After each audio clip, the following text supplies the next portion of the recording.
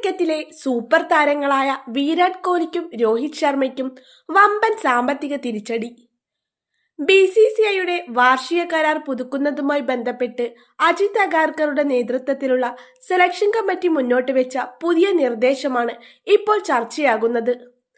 താരങ്ങൾക്ക് ഏറ്റവും ഉയർന്ന പ്രതിഫലം നൽകുന്ന A+ വിഭാഗം ഒഴിവാക്കാനാണ് സെലക്ഷൻ കമ്മിറ്റിയുടെ ശുപാർശ. ഇത് നടപ്പിലായാൽ കോഹ്ലിക്കും രോഹിത്തിനും ജഡേജയ്ക്കും കോടികളുടെ നഷ്ടമാകും സംഭവിക്കുക. 3 ഫോർമാറ്റിലും കളിക്കുന്നവർക്ക് മാത്രം ഉയർന്ന പ്രതിഫലം നൽകിയാൽ മതിയെന്ന കർശന നിലപാടിലേക്കാണ് BCCI നീങ്ങുന്നത്. നിലവിൽ BCCIയുടെ കരാർ പ്രകാരം 4 വിഭാഗങ്ങളാണുള്ളത്: A+, A, B, C. ഇതിൽ ഏറ്റവും ഉയർന്ന A+ കാറ്റഗറിയിൽ വിരാട് കോഹ്ലി, രോഹിത് ശർമ്മ, ജസ്പ്രീത് ബുംറ, രവീന്ദ്ര ജഡേജ എന്നിവരാണുള്ളത്.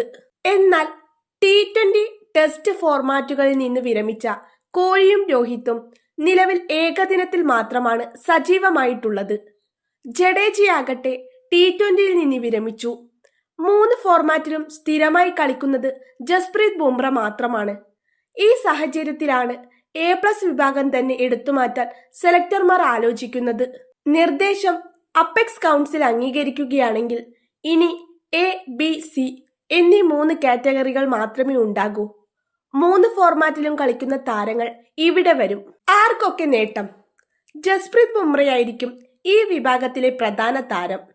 ശുഭ്മാൻ ഗിൽ 3 ഫോർമാറ്റിലും കളിക്കുന്നതിനാൽ അദ്ദേഹത്തിനും ഉയർന്ന ഗ്രേഡിലേക്ക് പ്രമോഷൻ ലഭിച്ചേക്കാം. സൂപ്പർ താരങ്ങൾക്ക് തിരിച്ചടി. ഈ മാറ്റം വന്നാൽ രോഹിത്, കോഹ്ലി, ജഡേജ എന്നിവർ A ഗ്രേഡിലേക്ക് മാറിയേക്കാം.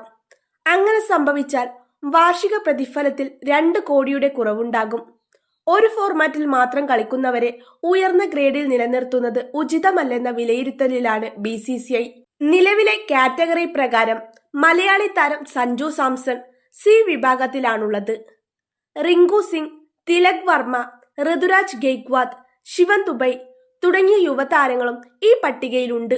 നിലവിലെ A ഗ്രേഡ് താരങ്ങൾ: Muhammad Siraj, KL Rahul, Shubman Gill, Hardik Pandya, Muhammad Shami, Rishabh Pant. B grade താരങ്ങൾ: സൂര്യകുമാർ യാദവ്, കുൽദീപ് യാദവ്, അക്സർ പട്ടേൽ, യശസ്വി ജയ്സ്വാൾ, ശ്രേയസ് അയ്യർ.